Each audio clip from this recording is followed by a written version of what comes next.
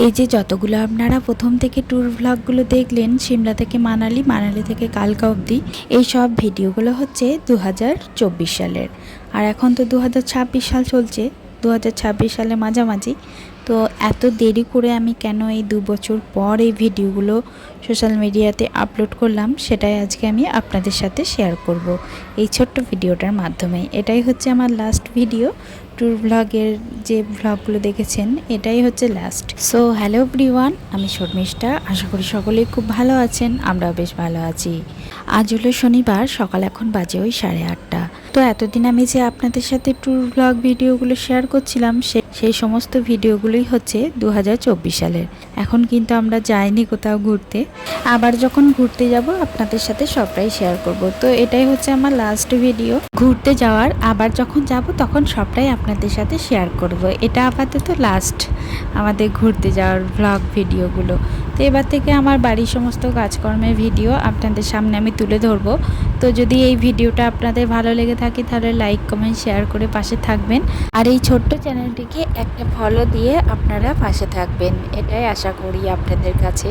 তো যাই হোক, আমার অনেক স্বপ্ন আছে এই চ্যানেলটাকে আমি একদিন অনেক বড় করে এই চ্যানেলটাকে বানাবো। তো আপনাদের সাপোর্ট ছাড়া কখনোই সম্ভব নয়। তাই আপনারা আমাকে যদি সাপোর্ট করেন তাহলে আমি খুব কৃতজ্ঞ থাকবো আপনাদের কাছে। যাই হোক, একটা ফ্যামিলির মতো হয়ে যায়। তো চলুন ভিডিওটা শুরু করি। কালকাতে আমাদের আজকে হচ্ছে প্রথম সকাল। আর সকালে উঠেই আমরা সবাই মিলে ফ্রেশ হয়ে রেডি হয়ে নিয়েছি, সবাই মানে মা, বাবা, সৌভিক, ঈশান সবাই মিলেই রেডি হয়ে গেছি। এখন যাব হচ্ছে কালকা মন্দিরে। তো কালকা কালী মন্দির আছে এখানে একটা, তো কালী মন্দিরে এলাম। আর এখানে ঈশানকে দিয়ে না ওই মহাদেবের মাথায় জল ঢালানোর চেষ্টা করছিলাম, কিন্তু ও পারলো না। অনেকটা দূর তো, ওই জন্য পারলো না। তাও ও চেষ্টা করলো একটু ঢালার, কিন্তু ওই যে বাবা দেখুন ওইভাবে ওকে নিয়ে একটু দাঁড়ালো, তো ও ওইভাবে ঢেলে দিল জলটা মহাদেবের মাথায়। আর আমরা এই সাইডে দাঁড়িয়েছিলাম, আমরাও ঢাললাম। তো তারপর আমরা এখান থেকে চলে যাব বালাজি মন্দিরে। এখন এই কালকা কালী মন্দিরে আছি, আর এই সাইডে একটু প্রসাদ বিতরণ করছিল, তার জন্য এখানে একটু প্রসাদ নিয়ে আমরা বেরিয়ে পড়লাম। আবার এই যে দেখুন, মিহিদানার মতো কি একটা দিচ্ছিল, মিহিদানা না বোঁদে কে জানি, ভুলে গেছি, অনেক দিনকার ভিডিও তো। তো ঈশানকে একটু খাইয়ে দিলাম, আমরাও খেলাম। তারপর এখান থেকে বেরিয়ে পড়লাম, একটা টোটো ধরলাম। তো সামনেই টোটো স্ট্যান্ড ছিল, তো ওখান থেকে একটা অটো ধরলাম, টোটো না অটো। তো অটো করে আমরা এখন যাচ্ছি বালাজি মন্দিরে। তো চলুন বালাজি মন্দিরে গিয়ে আপনাদের পুরো মন্দিরটা ঘুরিয়ে দেখাবো। কারণ বালাজি মন্দিরে যে বলে না 33 কোটি দেবতা আছে, তো ওই বালাজি মন্দিরে 33 কোটি দেবতাই ছিল। আমরা সমস্তটাই ঘুরে ঘুরে দেখলাম, একদম সে ভুলভুলিয়ার মতো। আর বেরোনোর রাস্তায় পাচ্ছিলাম না, জানেন। যখন আমরা প্রথম রাস্তাটা দিয়ে ঢুকলাম তখন বেশ ঢুকে গেলাম, তারপরে যখন বেরোবো তখন আর রাস্তা খুঁজে পাচ্ছি না বেরোনোর।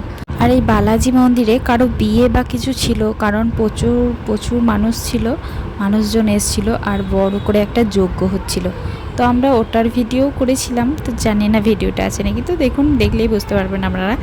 তো এই যে পুরো নারায়ণ সব কিছু, নরসিংহা, তারপরে হনুমানজি। বালাজি মানেই তো হচ্ছে হনুমানজি, এটা হচ্ছে হনুমানজির মন্দির। তো এত বড় মন্দির দেখে আমরা শেষ করতে পারছি না। এই ভুলভুলিয়ায় ঢুকছি, তো ওই ভুলভুলিয়ায় বেরোচ্ছি, দিয়ে আর বেরোনোর রাস্তাই খুঁজে পাচ্ছিলাম না। যাই হোক, ভীষণ ভালো লেগেছে। এখানকার বালাজি মন্দিরে নাকি যেটাই আপনি মানে মানসিক করে আসবেন কিছু মনস্কামনার জন্য, তো নাকি সেটা পূরণ হয়।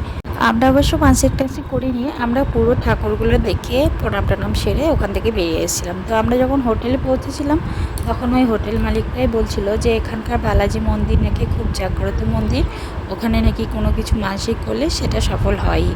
তো আমরা জানতাম না, আর আমরা অত দূর মানসিক করে কী করব, অত দূর যাওয়া সম্ভব নয়। হয়তো ট্রেনে ছিল বালাজি আমাদেরকে, সেই জন্য আমরা এই জায়গায় আজকে আসতে পেরেছি। তো ভীষণ সুন্দর ছিল মন্দিরটা, ভীষণ সুন্দর। আর 33 কোটি দেবতা বলে, তো ওই মন্দিরে ওই 33 কোটি দেবতাই হয়তো ছিল। হ্যাঁ, ওই 33 কোটি দেবতাই আছে, আমরা দেখে শেষ করতে পারছি না। তো যাই হোক, তারপর আমরা দেখে ওখান থেকে বেরিয়ে পড়লাম। তারপর রুমে এসে আবারও সবাই মিলে একবার স্নান সেরে নিয়েছিলাম। তারপর স্নান সেরে আমরা চলে গেছিলাম খাবার আনতে। তো খাবার খেয়ে একটু কালকা বাজারটা ঘুরে এসেছিলাম, ওই টুকিটাকি কিছু কেনার ছিল, তারপরে কিনে নিয়ে আমরা রুমের মধ্যে চলে এসেছিলাম। একটু কিছুক্ষণ বিকেলবেলায় একটু শুয়েছিলাম, আমাদের রাত্রি 11টায় ট্রেন ছিল। তো যাই হোক, এখানে এখন বসে আছি, ওই 7টার মতো বাজে, চা খেতে এসেছি। আর এই যে প্রথমে এই রুমটা আমাদেরকে দিয়েছিল, তো এই রুমটা সন্ধেবেলায় অন্য একজন আসবে, বড় ফ্যামিলি আসবে, তো সেই জন্য আমাদেরকে এই রুমটা ছেড়ে দিয়ে আর একটা রুম দিল। আর আমাদের রাত্রি 11টায় ট্রেন আছে, তো আমরা একটু বেরোবো, যাব হচ্ছে ওই ভাত রুটি আনতে। তো সেই জন্য আর কিছু করিনি, ওই কিছুক্ষণের ব্যাপার, সেই জন্য ওই ছোট্ট পাড়ার রুমটাতে আমরা এখন আপাতত আছি। এই যে দেখুন এই রুমটাতে, আর এই যে ঈশান এখানে খেলা করছিল, এই রুমটা আমাদেরকে দিয়েছে এখন আপাতত। এই কিছুক্ষণের ব্যাপার, আর মাত্র কিছুক্ষণ আছি, তো তারপরেই আমাদের বেরিয়ে পড়বো। আমরা সবাই রেডি হয়ে গেছি, আর কিছুক্ষণের অপেক্ষা মাত্র। এই যে রুমটা খুবই ছোট, কিন্তু আমাদের এই কিছুক্ষণের জন্য ঠিক আছে। এখন ঘড়ি কাটায় বাজে ওই সাড়ে 10টার মতো। তো আমরা এই মুহূর্তে সবাই মিলে চলে যাচ্ছি কালকা স্টেশনে। এখান থেকে কালকা স্টেশন বেশি দূর নয় জানেন, 5 মিনিটের রাস্তা মাত্র। তাই আমরা 10:30তেই বেরিয়েছিলাম। তো এই যে আমাদের টোটো রেডি, ব্যাগপত্র সমস্ত তোলা হয়ে গেছে টোটোর মধ্যে। চলুন এবার যাওয়া যাক বাড়ি, অনেক দিন বাইরে আছি, তো এবার ফাইনালি বাড়ি যাব। তো বাড়ির মতো শান্তি কোথাও পাওয়া যায় না, যতই ঘুরতে যান আর যাই করুন। আর আমার ফোনের স্টোরটা না প্রচুর ফুল হয়ে গেছে, 256 জিবি স্টোর। আর আমার স্টোরে এখন ভিডিও আছে হচ্ছে 246। তো আর বেশি মানে লেট করা যাবে না, তাই এই ভিডিওগুলো তাড়াতাড়ি ছেড়ে আমি সমস্ত ভিডিও ডিলিট করে দেবো। অনেকটাই জ্যাম হয়ে গেছে আমার ফোনের মধ্যে, তো ফোনটাকে ক্লিয়ার করতে। যাই হোক, আমরা বেরিয়ে পড়ছি, এবার যাবো হচ্ছে ট্রেন ধরতে। আর এখন আপাতত এই যে আমাদের ব্যাগগুলো সমস্তটাই নিয়ে নিয়েছি, আর এখানে চলে এসেছি ওই 10:45-এ।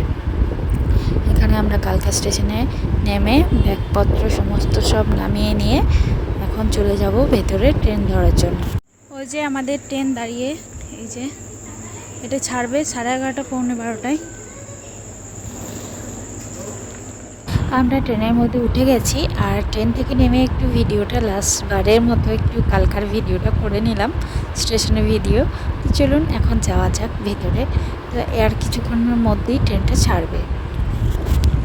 এই যে পুরো ট্রেনটা, কামরাগুলো আপনাদের একবার দেখিয়ে দিই। এই যে আমাদের এই সিটটা পড়েছে। আর জানেন, এই মেয়েটাকে দেখলেন না, ওই যে বাচ্চা নিয়ে কোলে আছে, ওই মেয়েটা 1 নম্বরে চোর। আমার মায়ের যে লেদারের ব্যাগটা ছিল, ওই ব্যাগটা না চুরি করে নিয়ে চলে গেছে। ওরা নেমেছিল দিল্লিতে, ছোট একটা বাচ্চা আছে কোলে, আবার একটা বড় বাচ্চা, দুটো বাচ্চা নিয়ে উঠেছে ভদ্র মানুষ। আর এইদিকে চুরি চাপাটি করছে এসি ট্রেনের মধ্যে। চুরি চাপাটি মানে কীরকম নিম্ন মানসিকতার মানুষ কে জানে।